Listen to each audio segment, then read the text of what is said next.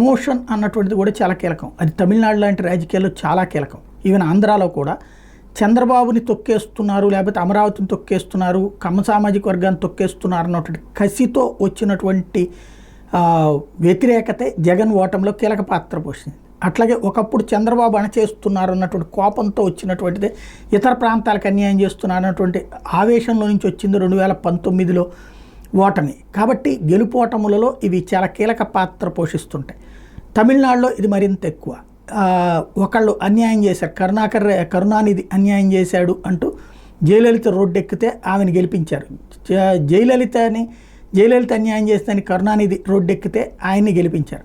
కాబట్టి అట్లా ఎమోషన్స్ మధ్యన సాగింది. ఈలోపు సంక్షేమ పథకాలతో డైరెక్ట్ గెలిచింది, ఎమోషన్ ఏం లేకుండా గెలిచింది ఏఐఏడిఎంకేనే వరుసగా 2 సార్లు. అయితే డిఎంకే ప్రస్తుతం నెక్స్ట్ గట్టి పోటీ ఇవ్వాలంటే ఏఐఏడిఎంకే దగ్గర ఇప్పుడు ఏ ఎమోషనల్ టాపిక్ లేదు. ఇప్పుడు ఎమోషనల్ టాపిక్ని జనం మీదకి తీసుకొచ్చినటువంటి వాడు అన్నామలై, భారతీయ జనతా పార్టీకి సంబంధించిన రాష్ట్ర అధ్యక్షుడు.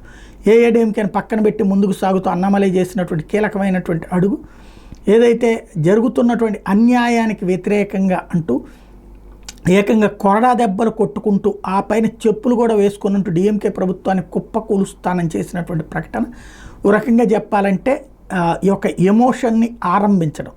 రాబోయే రోజుల్లో ఈ ఎమోషన్స్ చాలా పతాక స్థాయికి తీసుకెళ్లే ప్రయత్నం జరుగుతోంది. సక్సెస్ అవుతారో లేదో చూడాలి.